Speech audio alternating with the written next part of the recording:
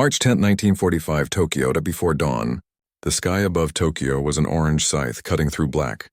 1,000 B-29 superfortresses droned like an approaching tide, their engines trembling through walls miles away.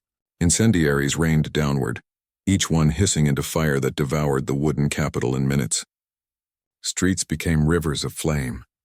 Between them crawled the remnants of humanity, mothers clutching children, soldiers digging furrows for escape, priests sheltering the dying beneath temple roofs already burning. In a narrow alley near Sumida River, a young Japanese woman pressed a wet cloth over her face and searched for her parents. Something crashed through the smoke ahead, not debris but a falling machine. A silver wing disintegrating midair, scattering one man into the inferno below. When dawn finally came, Tokyo was no longer a city but a smoldering plain. Amid its ruins she found him, an American pilot, burned, barely breathing, his flight jacket fused to metal and ash. Inside his clenched hand was a folded scrap of paper, a letter written in English, its words impossible to understand yet unmistakably human. The war until that moment had been faceless. Now lying before her, it finally had one. By the spring of 1945, Tokyo had become the largest open target on Earth. The city's wooden veins, arteries of narrow lanes and paper walls, formed the greatest weakness of an island nation built on discipline, but starved of protection. For nearly a decade, Japan's citizens had lived inside a fever of obedience, worship of the emperor, faith in invincibility, silence toward doubt. Newspapers still promised victory. The air raid sirens told another story.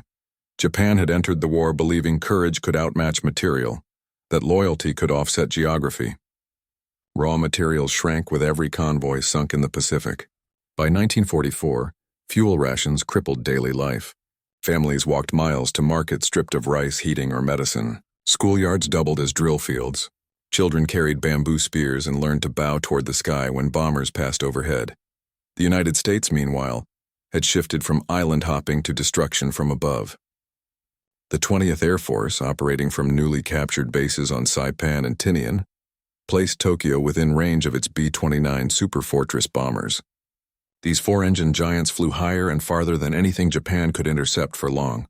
The plan under General Curtis LeMay was precise in arithmetic, brutal in consequence: burn Japan's war industry out of existence by erasing the neighborhoods that sustained it. February 1945 brought the first test raids, high altitude, precision strikes that failed in bitter winter winds.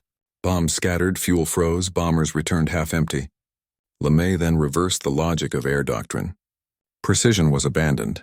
Saturation would replace it. Altitude dropped from 25,000 feet to 5,000. Armor and gun turrets came off to carry heavier incendiary loads. The new weapon, M69 napalm cluster, was designed not to pierce but to ignite. Each bomb burst into hundreds of small cylinders streaming gelatinous fire through city center lines. Japanese civil defense had neither water pressure nor philosophy for such horror. Firebreak trenches offered moments of protection before becoming ovens. The night of March 9th at 10 would mark the Empire's own apocalypse. 334 B-29s departing from Tinian and Guam, attacking a capital unaware of scale until the sky itself began to roar. For the American crews, the mission was mechanical routine layered over quiet dread. Each bomber carried 11 men: pilot, co-pilot, bombardier, 2 navigators, radio operators, gunners. Training films called it strategic fire attack. The men called it hell on a stopwatch. Navigation errors meant fuel starvation over ocean wasteland. Mechanical faults turned aircraft into meteors. Yet statistically, each sortie shortened the war measured in days, not conscience. Below, millions of Japanese civilians endured air raid drills that mocked preparedness. Bamboo buckets lined alleyways. Neighborhood watch leaders barked orders with meticulous futility. People whispered, never loudly, that the government had failed them. Even speaking the word defeat could invite arrest by the Kempeitai, the secret military police. In that pressure cooker of fear and indoctrination lived ordinary women, like the one who would find the downed pilot. She had been a nurse's aide in a Tokyo hospital converted to wartime triage. Days now merged between evacuation alerts and treating burn victims hauled in by cart. Her world had shrunk to survival measured by air siren intervals. Above her on the night of March 10th, An American crewman marked his map for final approach over the Arakawa district. His name, later recorded in U.S. Air Force archives, was Lieutenant Robert Phelps, a 23-year-old pilot from Ohio. It was his third mission. He carried in his flight vest 2 photographs and 1 letter, addressed to his fiancée in San Francisco, dated February 2, 1945, words folded tight enough to survive fire. At 2:25 a.m., 15 minutes before release point, anti-aircraft flak tore through the formation's low altitudes. Phelps's aircraft, Green Dragon, took a direct hit to its right engine. Witnesses from adjacent bombers saw the plane shear from formation, trailing fire, then vanish. No parachutes marked its fall. On the ground, Tokyo's civilian fire brigades, mostly elderly men and women, were already exhausted by wind-driven flames. Somewhere inside that collapsing geometry of houses and canals, the aircraft or its fragments landed. The odds of survival in such descent were near zero. When local residents emerged after sunrise, they walked through a landscape of silhouettes burned into walls. Historians today estimate 100,000 dead, another million homeless. Tokyo had ceased to function as a city. The imperial palace grounds, protected by open moats, survived like a cruel monument to endurance amid ruin.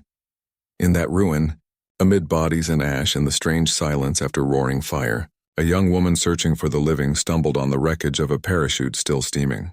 Inside it, motionless, skeletal with burns, was a foreign man whose insignia she recognized from government posters warning of enemy devils.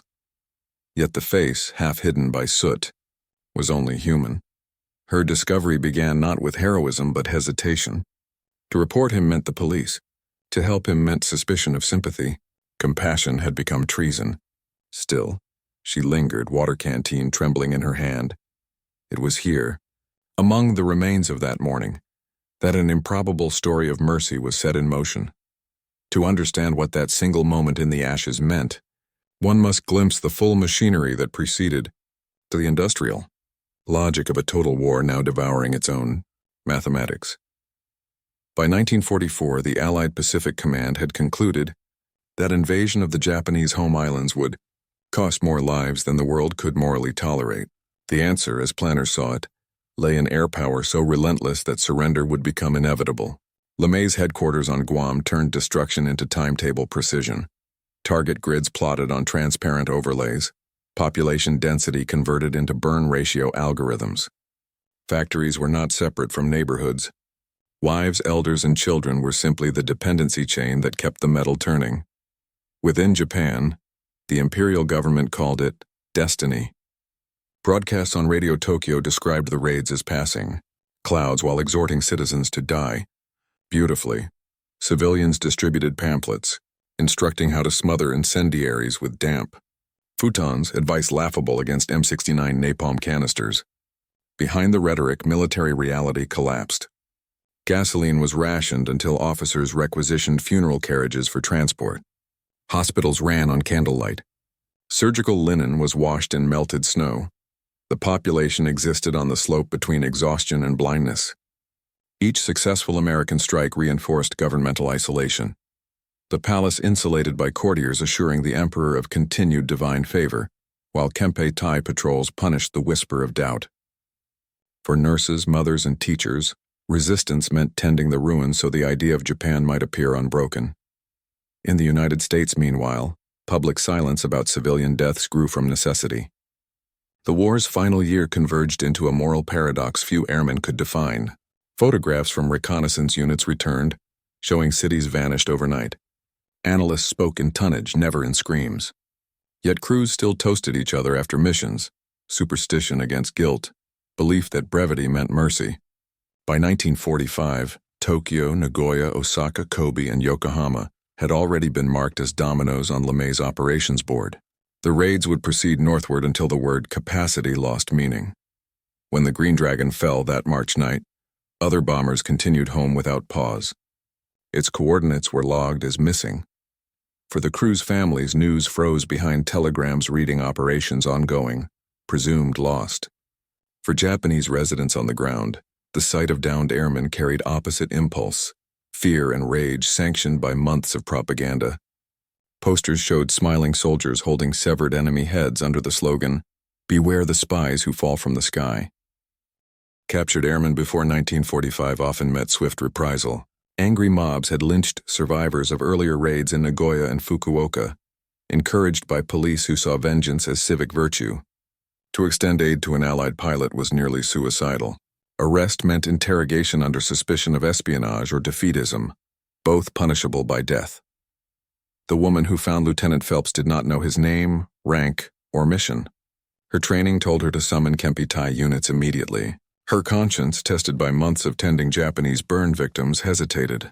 What she saw lying half-conscious before her was not an emblem of industrial terror, but a boy scarcely older than her brother, skin blistered, hands clutching a folded scrap of writing so tightly that ink had pressed onto his palm. That letter's journey, its improbable survival across thousands of miles and its preservation through Japan's most destructive night became the thread that later historians would follow to reconstruct their meeting. In U.S. archives, it is cataloged not as romance but as artifact, preserved for its physical state, smoke-stained, yet legible. Its author had written home about fatigue, uncertainty, and an affection that will outlast this war. From that tangible proof of humanity, the narrative broadens outward, to the infrastructure of military loss, the underground compassion that flickered even beneath authoritarian regimes, and the human cost of strategic necessity. Through such intersections, Tokyo's ashes reveal their deeper geography. People who obeyed, resisted, or simply endured when conscience confronted command.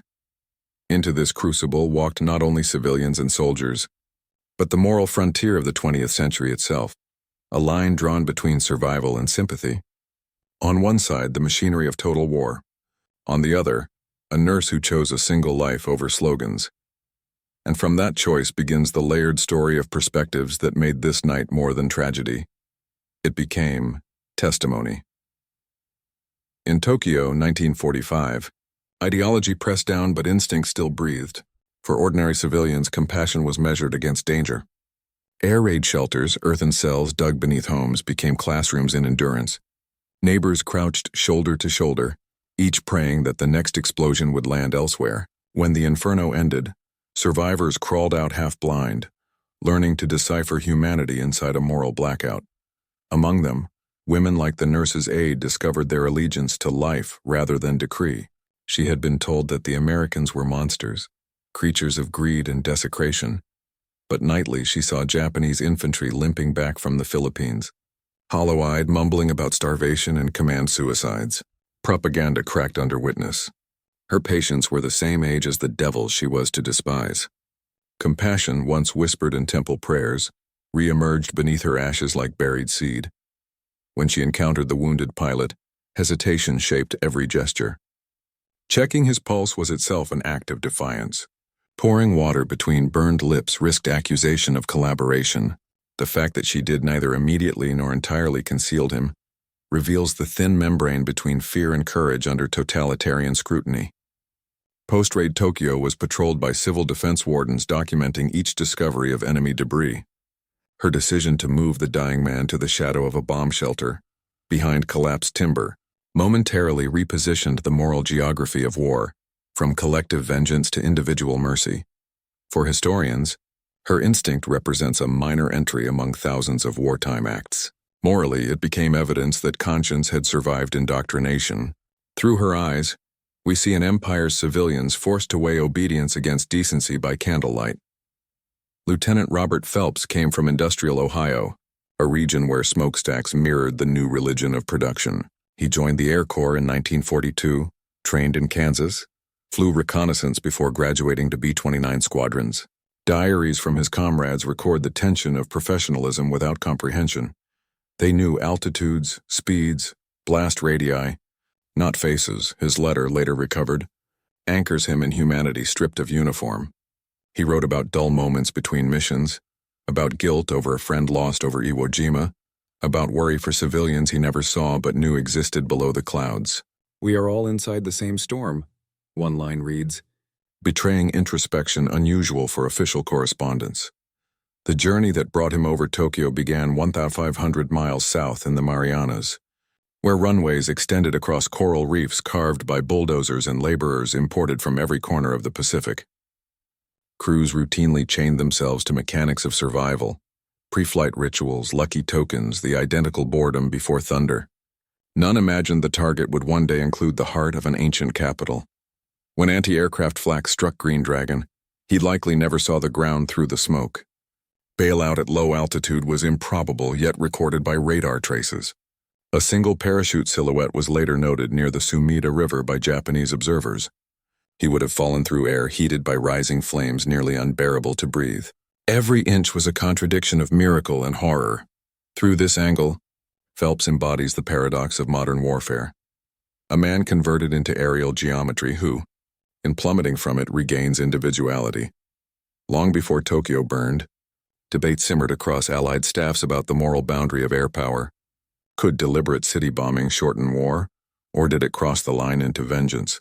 Winston Churchill himself, after Dresden's annihilation just a month earlier, had written anxiously that the destruction of German cities should be reviewed from the standpoint of our own interest. In Washington, such qualms found little traction. Every calculation insisted that drowned civility would save lives, American, not Japanese. To the aircrew, morality compressed to procedure. Bombardiers gauged aim points on Norden sight projections. Navigators recited wind corrections. Gun turrets multiple checked arcs that no longer mattered at 5,000 feet. Strategy became physics. But perspective from below reshaped ethics after the fact. Tokyo's survivors described not hate but bewilderment. Noise like constant thunder. Wind peeled from oxygen itself. Neighbors incinerated in seconds. The nurse's act of mercy therefore enters this strategic dilemma, not as anomaly, but as correction. It illustrates what the machines forgot, the human scale of consequences. The pilot's rescue, even partial, offered a counterpoint to both governments' abstractions. A statement that decency can exist amid militarized annihilation. Post-war tribunals would later indict several Japanese units for murdering captured airmen, while Allied command justified area bombing under the phrase military necessity. Between these judicial poles stands the moment in which one civilian and one pilot met without flag or agenda. Their exchange, crumpled letter for whispered water, achieved what institutions could not: acknowledgement of sameness in a system built on difference. This triad of perspectives defines the entry point for deeper complexities that surrounded their encounter. Propaganda, culture, psychology, and symbolism written on a single page of survival. During the later stages of World War II, truth became another weapon. Both nations crafted narratives to sustain morale and suppress compassion. In Japan, the home front mantra, "The enemy will show no mercy, so neither must we," was printed on schoolroom posters and repeated on radio broadcasts. Children drew cartoons of monstrous American aviators with fangs and claws. The goal was total insulation. Fear transformed into loyalty. For the Allied side, Tokyo was described not as home but as infrastructure, a mesh of workshops and war factories. Dehumanization operated in opposite directions but identical function. Make empathy obsolete. The downed pilot and the woman he encountered existed precisely in the tiny gap left when propaganda exhausted itself to modern. Historians classify such contact instances as micro-resistances to wartime indoctrination. They were rare, unorganized, and dangerous, yet each one weakens the myth that war compresses human feeling entirely out of existence. The Japanese nurse's whisper, tending someone labeled devil, was a defeat for both governments' emotional control. Propaganda collapses the moment language turns from enemy to person. Photographs recovered after the surrender show murals urging civilians to resist with bamboo. Behind one, later restoration revealed a smaller hand-painted image. Two clasped hands, unsigned. Artists call these the invisible graffiti of 1945, quiet rebellions that no one dared admit to seeing. The letter discovered in the pilot's hand, passed secretly from rescuer to investigator, became another such invisible painting, an accidental act of psychological resistance captured on paper. Japanese society in the 1940s was anchored in Bushido ideals, reinterpreted for total war. Loyalty, self-sacrifice, purity of obedience. Compassion, though valued in Buddhism and daily courtesy, had been co-opted into the service of hierarchy. To show mercy toward an adversary, especially a foreigner, was to dishonor one's nation. Yet the same ancestral codes also emphasize the concept of jinn, benevolence from strength. Philosophers later described acts of mercy during the war as the purest legacy of jinn, expressed not through violence but restraint. The woman's decision to aid the injured pilot drew upon older traditions these militarized years had buried. As a caregiver, she upheld the sanctity of life rather than command. Her moment therefore reconnects wartime Japan with cultural roots deeper than ideology. Scholars comparing diaries of nurses, monks, and teachers note that compassion often re-emerged in private, expressed through small gestures, sharing food, preserving family photos, refusing to denounce neighbors. Her tending to a foreigner carried that same secret vocabulary of humanity. The pilot, too, embodied cultural inversion. His crew's code was efficiency. His handwritten note revealed emotion. Together they formed a paradox almost poetic. Opposite sides reaching across rubble to mirror the very values their militaries claimed exclusive authority over. Objects sometimes outlive explanations. The folded note clasped in Lieutenant Phelps's scorched fist would travel further than either of its authors imagined. Recovered weeks after Japan's surrender by an Allied inspection team cataloging downed aircraft, the letter was logged as personal property and placed in a sealed envelope. Japanese police documentation attached to it included a short statement in halting English, found with care by one citizen during fire attack. No name followed. That brief line remains the sole surviving testimony from the woman who had saved it. Decades later, archivists revisiting Pacific War materials noticed unusual marginal notations, fingerprints smudged into the paper, additional Japanese characters lightly penciled in, 4 kanji meaning roughly, "Please let there be peace." Whether she wrote them or later handlers did, no confirmation exists. Yet the coincidence encapsulates the transformation of war memory into reconciliation narrative. In museums today, the artifact is displayed not as token of forbidden affection but as moral reminder that empathy, once enacted, can echo through bureaucratic silence for generations. The letter evolved from personal confession to cross-cultural emblem. It stitched together 2 vocabularies, that of a pilot who believed words could transcend chaos, and that of a civilian who proved him right. Against the technological crescendo of 1945, their fragile pages form a counter-soundtrack, a whisper that endured the loudest night of the 20th century. Through these intertwined angles, fear, propaganda, philosophy, artifact, the stage sets for the climactic convergence. The hours when Tokyo burned and 2 lives met in the eye of history's storm, March 10, 1945. The clock inside Tokyo's fire tower read 1:58 a.m., when the first clusters fell. Wind from the bay fanned flames through the city's lattice like breath through dry grass. Witnesses recalled sound before light, air splitting, a hiss that built into tidal roar. Every direction burned at once. Amid that chaos, Lieutenant Robert Phelps regained consciousness within the wreck of his bomber's frame. The parachute that had slowed his fall tangled him inside a collapsed warehouse wall near the Sumida. Pain was absolute but strangely distant. Shock, numbness, warping smell and sound. He tasted metal and smoke, heard the booted rhythm of civilians running somewhere beyond the collapsed street.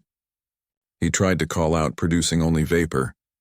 Then his world narrowed to an approaching figure wading through ash haze and flickering ember light. The young Japanese woman paused halfway to him. Her hair and uniform, civil defense armband over burned cotton kimono, were streaked with soot. When she saw the foreign insignia, hesitation froze her mid-step. Behind her, waves of people shouted for water, for God, for directions to non-existent shelters. She knelt anyway. For a moment they simply breathed the same poison air. No common language bridged them. Only motion did. She unfastened her canteen, tested its contents, then poured. A few drops reached his lips. He nodded once, slight and slow. Outside, the firestorm came in bursts, a sound like freight trains colliding over and over. Timbers exploded into airborne embers. The nurse dragged the wounded pilot deeper under the ruined beams, shielding him with section of roofing.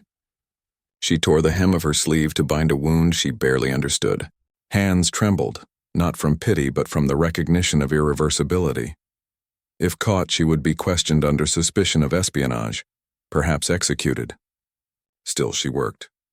Witness accounts collected later from nearby civilians mention a woman tending one foreign soldier near a collapsed storehouse. No name was recorded. Her motives were impossible to interrogate. The police who might have done so perished in the same district that night. In the absence of testimony, we have only physical evidence.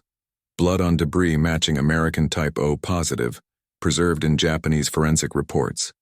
Plus that letter folded in half, edges singed but ink intact. As dawn seeped through smoke, she faced her decision's consequence. Search parties from the Home Guard combed the ruins for pilots. To disclose him now was death for both. She wrapped the paper in cloth, slid it inside his jacket, and whispered words he could not hear. Then she slipped back into the columns of refugees headed toward Ueno Park. Phelps drifted in and out of consciousness for the next hours. By late morning, the guard found him. Records from Tokyo Military Prison show intake of one aviator, burned severe, parachute confirmed. He lived until March 13th, dying of infection before interrogation. The woman's involvement remained unknown to authorities. Her canteen, retrieved later near the site, bore her hospital unit's initials scratched into tin. From this convergence, one man's fall, one woman's defiance, the war's strategic calculus shivered briefly under the weight of individual grace. The empire still stood, yet inside its ruins a moral frontier had been breached without fanfare. Their meeting was witnessed by flame itself, recorded not in language but in survival's reflex. That reflex, multiplied by thousands of unseen gestures, slowly undermined the narrative of absolute enmity. Humanity's quiet insurgency had begun, undetected by sensors, unreported by command. In the months that followed the firestorm, Tokyo's ruins hardened into cautionary landscape. The skeletal outlines of districts like Sumida and Kanda served as classrooms for extinction. City planning through ashes, morality through memory. People whispered of the night sky turned red, of narrow escapes of charred silence. Among these recollections lay a rumor that persisted through surrender. Stories of a woman who had tended an enemy flyer. Some called her delusional, others saintly. No authority investigated. By summer, record-keeping itself had dissolved. Half a world away in American Pacific Command, Green Dragon's loss was one of hundreds logged that spring. After the war, U.S. Army Air Force's recovery teams scoured Japan for remains and documentation. At the Tokyo Detainment Hospital, converted by occupation forces into a data center, clerks opened unclaimed effects boxes from the prison system. Inside one was a corroded identity tag, fragments of flight gear, and a letter sealed under Japanese handwriting. When translated, the marginal note, found with care by one citizen during fire attack, drew attention. No prior case had included civilian compassion recorded in official form.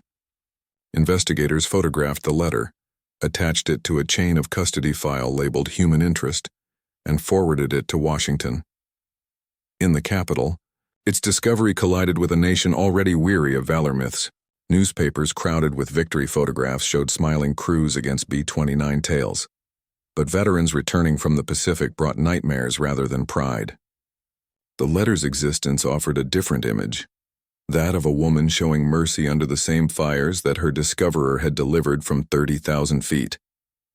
When the story surfaced in internal Air Force bulletins, editors restrained its publication, fearing it could blur the hero narrative needed to justify bombing policy. Only decades later would historians, cross-referencing Japanese municipal files with American POW records, connect Phelps's body to that recovered note and the unnamed nurse. By that time, the physical sites of their intersection had been paved over with expressways and department stores. Archival mapping placed their meeting point near what is now Kotobashi intersection. The air raid shelter had collapsed fully by the time occupation engineers surveyed it. Yet beneath rubble they found shards of a surgical tin and a coil of parachute cord fused to concrete. Such fragments confirm only circumstance, not sentiment, but they suffice. A house once stood, it burned. Two strangers crossed futures inside its demise. This is the factual perimeter of their story. Its emotional territory extends infinitely. The war's capital burned 46 more times before surrender. Nagoya, Kobe, Osaka followed. By August 1945, the U.S. public no longer differentiated one conflagration from another.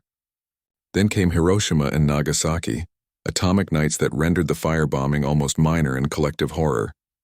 Phelps's letter, originally private, transformed posthumously into moral evidence, proof that in total destruction, even a single act of empathy leaves measurable residue. Japanese sources compiled after the surrender, interviews with surviving nurses, describe similar hesitations. Unnamed staff hiding wounded enemies in supply closets, monks reciting sutras over Allied prisoners' graves. Whether the woman who found Phelps survived the remaining war months is unknown. Tokyo's civil registries for March 1945 list more than 92,000 missing women under 35. Her name, lost among them, completes the anonymity she seemed to have chosen. And yet through that one unsigned line in the inspection report, her existence endures. She turned an act forbidden by law into a trace preserved by bureaucracy. The letter she shielded became her voice louder than any wartime broadcast. It spoke in syntax neither American nor Japanese, only human. This was the turning point the bombs could not erase. When, in a city engineered to annihilate empathy, one citizen rediscovered it within ruin. From that discovery unfolds everything that followed: occupation, reconstruction, and the uneasy reckoning between victor and vanquished that demanded a new definition of dignity. August 15, 1945. Emperor Hirohito's voice drifted through battered loudspeakers across Japan, metallic and trembling. For most citizens, it was the first time they had ever heard him. His words were formal, elliptical, but unmistakable. Surrender. The war that had begun with certainty collapsed into static. Tokyo's people stood in streets still marred by ash hills, listening to the admission that their endurance had outlived its purpose. The immediate aftermath resembled slow awakening. American occupation troops landed at Atsugi Airfield weeks later, walking along runways bordered by spectral remains of aircraft identical to those that had destroyed the capital. Cameras captured uniformed men handing out candy to children, physicians inoculating survivors, and officers cataloging every scrap of wreckage from downed bombers. The official mission was reconstruction. The unspoken one, comprehension. Among the data crates shipped back to Mariana's command were thousands of field reports in Japanese script, police ledgers, prisoner manifests, adversary diaries. Inside one batch labeled Sumida District Incendiary Recovery, 1945, appeared a single English page, Lieutenant Robert Phelps's letter. It re-entered history in the most administrative way imaginable, accompanying a customs list of miscellaneous materials of potential intelligence value. For the Americans who processed evidence, the moral terrain was ambiguous. Newspapers in September showed mushroom clouds, not fire raids. In the shadow of the atomic age, the earlier campaign became tactical prelude, its casualties footnotes. Yet among certain analysts and clergy assigned to occupation duty, remorse surfaced. Chaplains visiting Tokyo's ruins wrote home describing a nation made of bones and ghosts. They walked through districts like Honjo, where nothing vertical remained, only footprints of fences. In diaries later published by U.S. archivists, one chaplain noted, "We came seeking justification and found children drawing butterflies in soot." It was within this atmosphere that the letter's translation team worked. Military linguists at the Daiichi building translated every Japanese annotation, realizing that a local nurse may have risked death to preserve the item. The revelation softened even LeMay's staff officers, hardened veterans of night raids who read thousands of routine intelligence fragments yet paused at this one. An enemy woman showing humanity, record for morale office, in a margin note reads, "It was never publicized.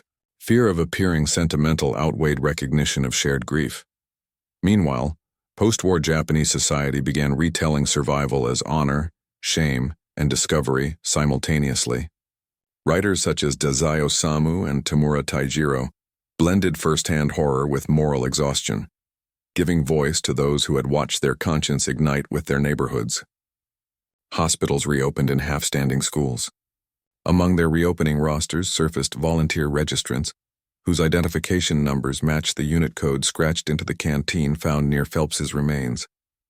The bureaucratic trail ends there, but probability suggests that the nurse lived, continued service under the occupation, perhaps anonymously aiding civilians from both nations alike.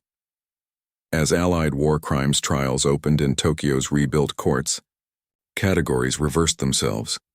Japanese officers charged with executing captured airmen, while survivors of incendiary raids testified without hatred. Some witnesses even defended compassion, arguing that the instinct to help was never foreign, merely forbidden. Transcripts preserve one woman's statement. The government believed rage was loyalty. We learned loyalty could burn. In American discourse, compassion surfaced independently. Veterans' letters began filtering into newspapers under titles like, "We bombed and wept." The line between necessity and regret grew porous. Within a few years, historical assessment shifted from triumphal to questioning. The first faint stirrings of strategic morality that would define post-war aviation ethics. The artifacts that survived became repositories of guilt and grace alike. Among those, the folded letter remained sealed in an archival drawer until 1959, when historian Richard Craven, compiling the Army Air Forces in World War II series, stumbled upon it. His footnote referenced a personal correspondence retrieved from enemy territory, possibly preserved by a Japanese civilian. It was the first printed acknowledgement of the act. Small type, 15 words, yet it reintroduced humanity into a history dominated by tonnage statistics. From both nations, separate paths toward remembrance had begun, the United States wrestling with its victory's cost, Japan with its obedience's consequence. Connective tissue between them lay in fragments like that letter, unthreatening, almost invisible yet persistent as conscience. During the 1960s, when Japan's reconstruction blossomed into the economic miracle that astonished the world, memories of incendiary nights still flickered at the edges of neon light. Tokyo's new highways followed the paths of burned-out wards. Department stores stood where thousands had once fled for water, yet beneath progress, survivor associations quietly archived testimonies before they vanished with old age. Among their donations to the National Diet Library in 1970 were copies of local police bulletins from March 1945, including one brief file referencing foreign, Airman Sumida Sector, blood type O, positive. Researchers later matched this to U.S. casualty rolls, finally verifying Lieutenant Robert Phelps's identity. Across the Pacific, the letter he carried resurfaced again when a veterans museum near Dayton sought personal artifacts for a new Human Face of Air Power exhibit. Declassified by the Air Force Historical Research Agency, the yellowed page displayed the faint Japanese marginalia beside Phelps's original handwriting and signature. Visitors expecting trophies found instead an apology folded in reverse, an American's yearning for home, protected by an enemy who never meant to be known. For a public reared on clean victories, it was dissonant. For veterans, liberating. In Japan, pacifist movements adopted similar relics as pedagogical anchors. Teachers brought students to memorial halls where charred household items, singed kimonos, and that same canteen were exhibited as civil archaeology. Docents avoided melodrama. They simply told viewers that one nurse's compassion contradicted ideology and therefore deserved equal remembrance with heroism. Within 2 generations, the act evolved from rumor to parable, the Sumida Mercy. Documentaries aired on NHK in the 1980s blended eyewitness footage with U.S. archival film, reframing the narrative not as romance but as revelation. One narrator, a survivor then in her 80s, murmured, "War taught us how rare it is simply to be kind." Academic interest followed.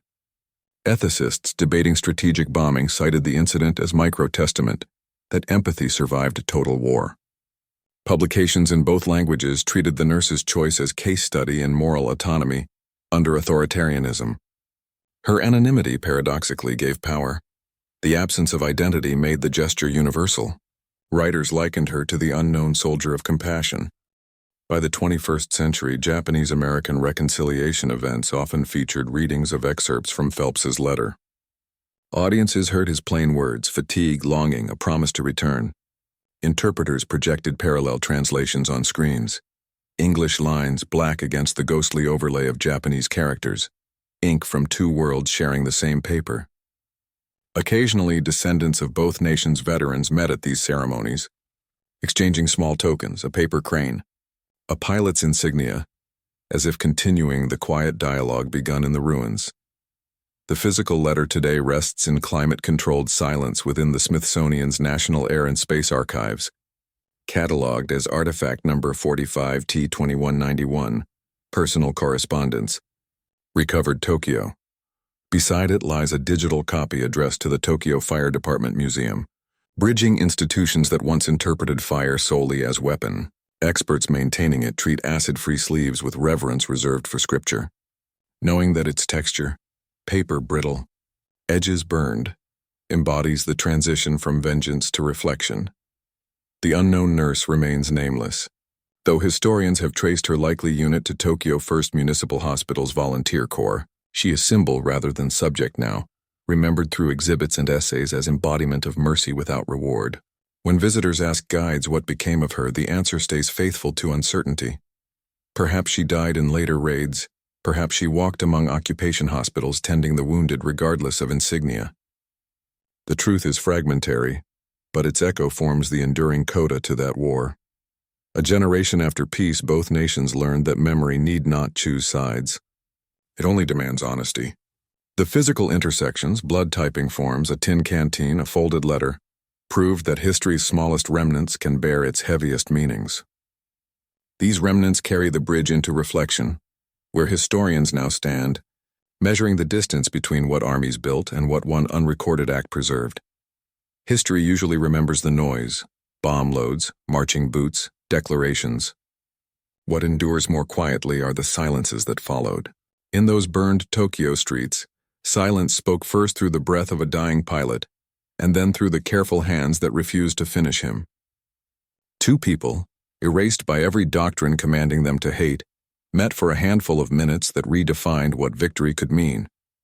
War forces choices that shrink morality to reflex: obey, survive, destroy.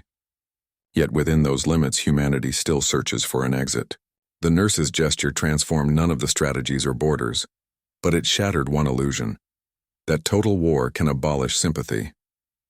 Her compassion did not save Japan, nor redeem the bombing. It merely testified that the instinct to care is older than obedience. From that realization came the moral archaeology on which both nations later rebuilt their dignity. In archives and museums, the letter stands now as physical metaphor for that bridge. American words preserved by Japanese hands. Pain transferred into proof that mercy was possible amid machinery of annihilation. Every age since has needed such reminders. Technology may mechanize conflict, propaganda may disguise conscience, yet each confrontation finally collapses into the same fragile moment when one human being chooses how to see another.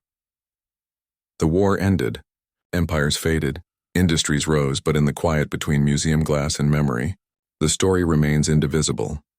A nation of flame, a fallen flyer, and a woman who refused to let his last possession turn to ash. In that refusal lives the real aftermath of 1945. The understanding that peace is never signed, only practiced, one act of compassion at a time.